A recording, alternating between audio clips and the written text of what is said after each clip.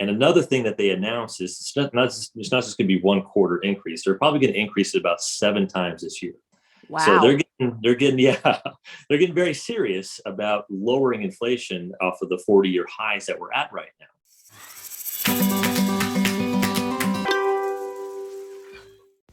Hey y'all, Katie here with Team Evo AZ at eXp Realty.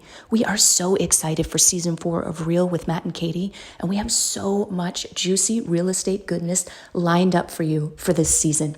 Thank you so much for following us and for listening to our show. Remember, we are based in the Phoenix, Arizona area, so if you're interested in buying a home, selling a home, or you just have general real estate questions, please don't hesitate to reach out to us. We are a valley-wide team. Our handle is at Team Evo AZ on all of your favorite social media platforms. Enjoy the show. Hey, everybody. It's Katie and Matt. We are that married couple. Oh, I'm back. I'm here. Yeah, that's right. He wasn't here last time.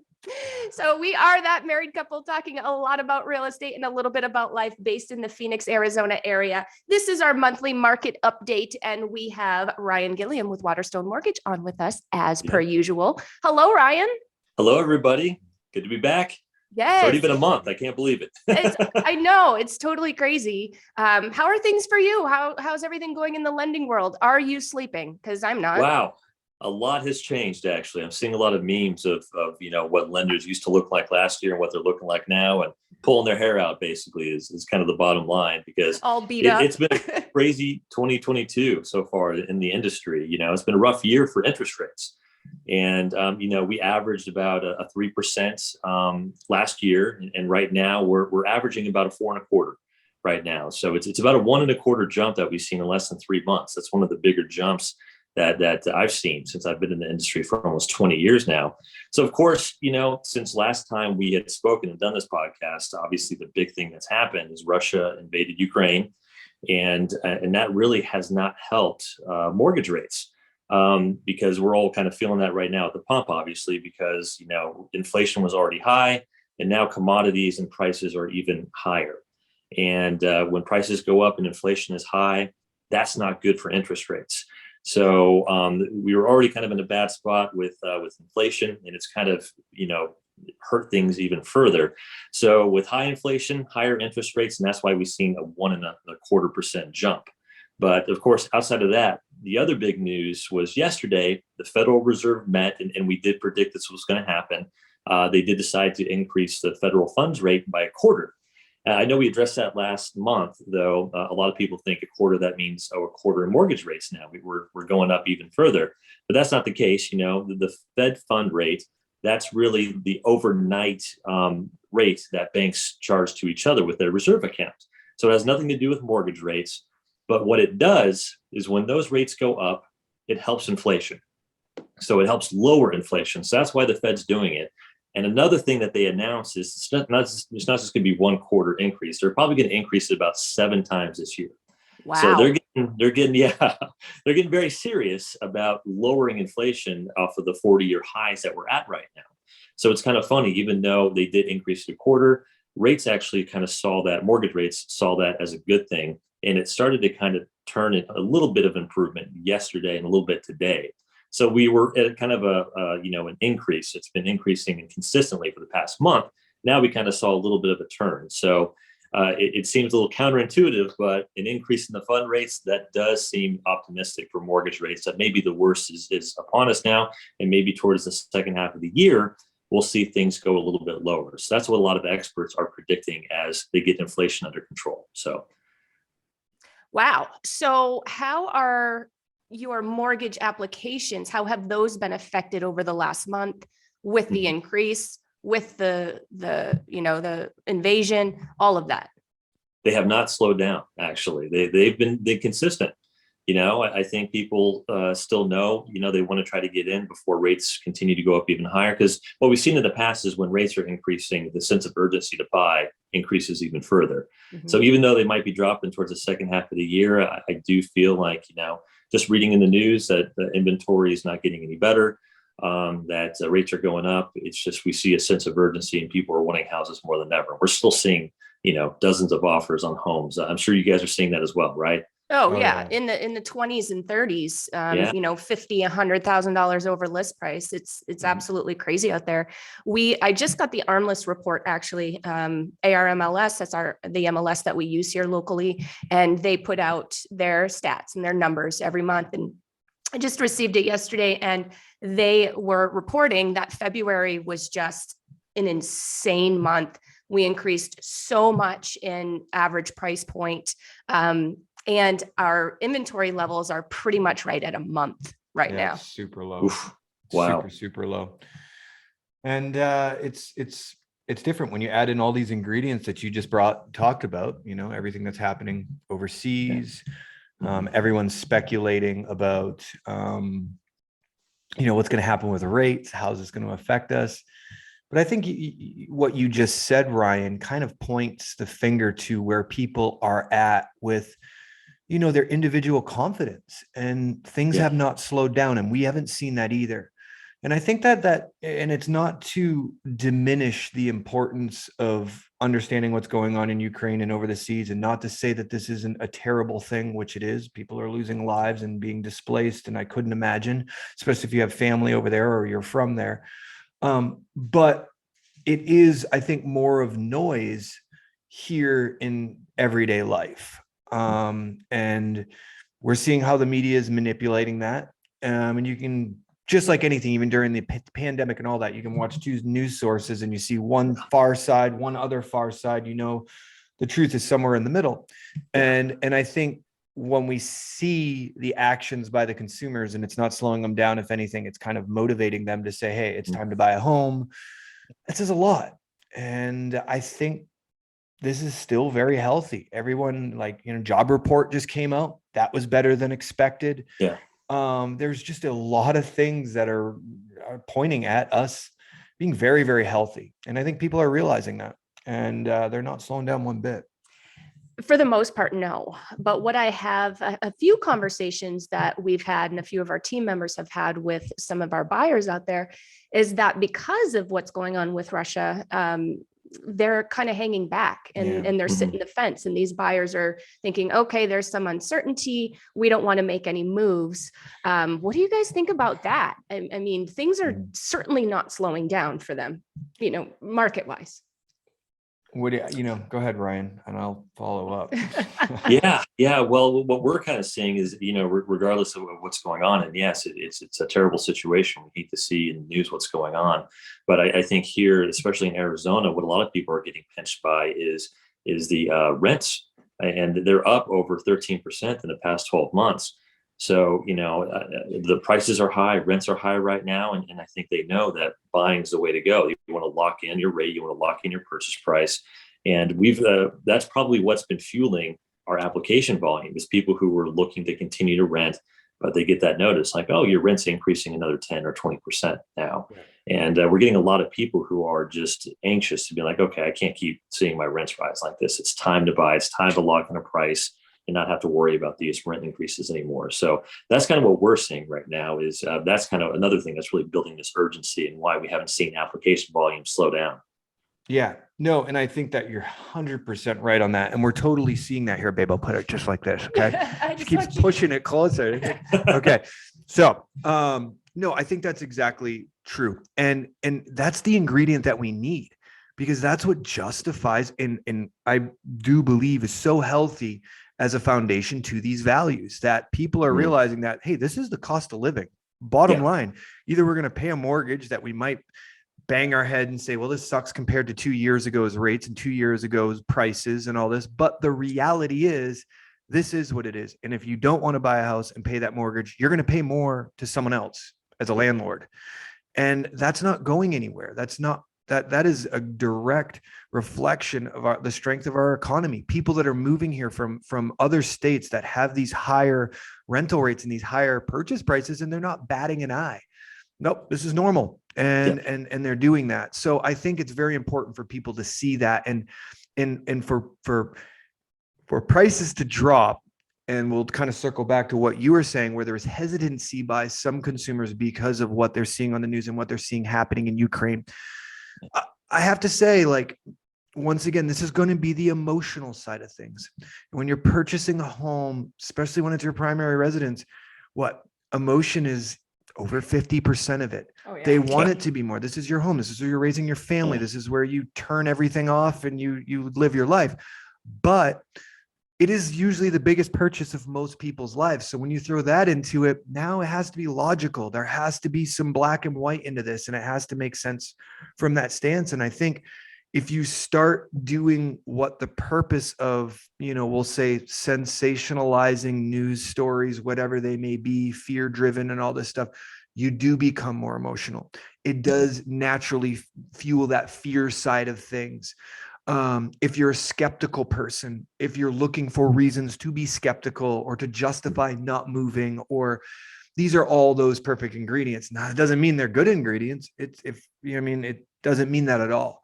I just think anyone that is really hesitant in saying, hey, I'm on hold off because what's happening, I would ask yourself, what are you holding out for? Because, and that's a question I can't answer, but I could go into my own life, in your own personal life, and say, wait, am I waiting for what X percentage in drop in home values? Am I waiting for a rate drop? And then tangibly go and try to find this information. So you're not lying to yourself, because if you don't approach it that way, you kind of are. You're just, I think, creating a story that makes sense and might appease your fears and not make you do something that's necessary, which is probably buy a home or invest. So could it be that? Could it just be a reason? Maybe these folks are fearful for other reasons, Yes. personal reasons, and how convenient, we can just use this. Yeah. And I as an think, excuse. yeah. And that's just like a lot of things. And I think it's very natural. I think a lot of people deal with this, I myself included. If you're having a stressful day and you have a bunch of stuff on your plate with family, with life, and then you throw in freaking buying a home and moving, oh my God, the littlest, sparkle of bad news or something like that is almost a hay on that broke the camel's back, the straw. So it's understandable. But as us being professionals and navigating and seeing this and kind of seeing the forest from the trees, we have the ability to say, calm down, let's look at this tangibly. And I think that you shouldn't let this distract you. Now, hey, if your job is very much based off something that's going to be hinged upon the geopolitical nature of Ukraine and everything else that's included in this, rightfully so. But if you're just using this fear-based tactic off news stories and stuff like that and applying it generally to your life that it doesn't really fit that category, I would really second guess that. If that makes sense. Well said, Bet. And it kind of circled back at kind of what you guys are talking about with, kind of having an excuse for not to buying. We saw a lot of clients when COVID hits, kind of put the brakes on things like, there's a lot of uncertainty out there, a little nervous, don't want to pull the trigger. I think, maybe prices will go down because of what's going on. Obviously, that did not happen. The opposite happened. The prices exploded. So kind of regardless of what's going on and the uncertainty out there, the bottom line is low inventory, high demand, economics 101, prices are going up, and that's going to continue. And, you got to get in before they continue to go up and it's not affordable for you anymore. So true. I bet a lot of people wish that they purchased back when COVID hit and all of that was happening. So historically speaking, do you guys recall in your career war affecting the real estate market here at all? Like in history, how has that been? My history buff over here. Well, I drunk history. It's I think it's interesting because in retrospect, the only war that I've navigated as an adult running a business was, the Iraq and Afghan war. I got my license in 2004. So it was literally right when we were going into Iraq. Fallujah was 2005 or 6, I believe. And so, but during that time, I remember thinking, oh, wow, this is crazy. But our market was simultaneously crashing for many economic reasons that had nothing to do with the war. And if anything, now that I look back, the war was more of a distraction to that. I don't really think it had any catalyst. If it did, maybe it was politically motivating for us to get our 0% interest rate. If you remember that post 9/11, post all that, where all of a sudden we dropped and we had the historic mortgage lows, and they were doing everything they could use almost as that front to get us into the debacle that we ultimately got into because of that. So I think people they're not doing that at this front. I think we're not seeing these crazy loan programs that are coming up. It seems like from your stance, they're more conservative than ever. You know what I mean? Is that what you're feeling or seeing? Or? Very much so. Very much so. Yeah. Yeah. Like you were saying back in 2006, 7, and 8, the loans that were out there, for those who don't know, you could get a 0 down loan with a 580 credit score, interest only, with a 2-year adjustable rate. And so regardless of what was going on with, the war in Iraq, 9/11, the fact that people were writing those loans and people were buying homes that they couldn't afford and they couldn't prove that they could afford is what led to the crash that we actually had. Didn't have anything to do with anything that was going on with wars in the world. So yeah. So you always have to kind of look at the economics of things. And now you have to kind of prove with an arm and a leg that you qualify for a home. You need your 2 years of bank statements, pay stubs, W-2s. The people who are buying homes now, they could afford it. They have to prove they could afford it. And so we're not going to see, people foreclosing on homes anymore like we did back then. So I don't think it's going to have really an impact, back to what you're asking, Katie. Yeah. And just kind of to one thing that I do think, and it depends if this goes even further and gets into a larger scale war, as we call it, is what we were talking about as far as supply and demand and why we're having an issue with supply, commodities, all these things. You look back in the 1960s and stuff. Why are a lot of homes in Arizona have aluminum wiring? Well, because copper was used for bullets. So there's a lot of different resources that were already pinched, where we could see war affect that from an inventory stance, because builders are not getting what they're needing and stuff like that. But I really don't see it affecting other things unless our politicians decide to highlight that. But, but I think we're good. Yeah, and we could still see COVID having an effect, because in China, they're having a little bit of a lockdown because they had a spike over there. And their Silicon Valley cities basically closed down, which is responsible for making a lot of chips, which nowadays we need chips in everything, right? Homes, cars. So, that could have another impact on supply, and maybe we can't build as many homes. But, some of the good news that we are hearing right now is home building has increased so much. Hopefully the war and the price of commodities doesn't have too much of an impact on that. But housing starts year over year was up 22%, which is the most in 14 years. So we got to end with some good news that hopefully we'll have a little bit more inventory out there for our clients and free things up a little bit. Yeah. That would be wonderful. Are you guys seeing that as well? Yes, absolutely. We have about, 1,000 buyers right now and 2 houses to sell them. So, yeah. Patience is key, and just making sure, especially to our buyers and to your consumers as well. It's super important for that mindset. If you go into this with no patience and expecting unrealistic expectations, that's just recipes for failure. So it's super important for people to know what they're stepping into, have a good game plan, make sure they're communicating with their spouse or whoever their partners are in this. So there's no delay when critical decisions need to be made, because that's what wins houses right now, is fast, precise decisions with confidence behind those decisions. Absolutely. That's huge. And having appropriate expectations are huge. I know that this is something that blows a lot of people's minds, what's going on in the market right now, but please just listen to us. Those of you who are working with us, listen to us, because we know we're doing it day in and day out. And we've been doing it for quite some time. So we understand the market. It's just so important, like Matt said, to have the right mindset and have the right expectations set. Are you going to get the first house that you offer on? Probably not. I did for a client last week, but I was just as shocked as I think they were. We wrote a great offer. We were timely. All of those things were there, but we're running into properties with 20 and 30 offers on them. And you got to really be as competitive as possible. Well, thanks, guys. That was a lot of juicy information for the monthly update this month. If you out there are interested in being a guest on the show, please follow us at Team EvoAZ. That's our handle.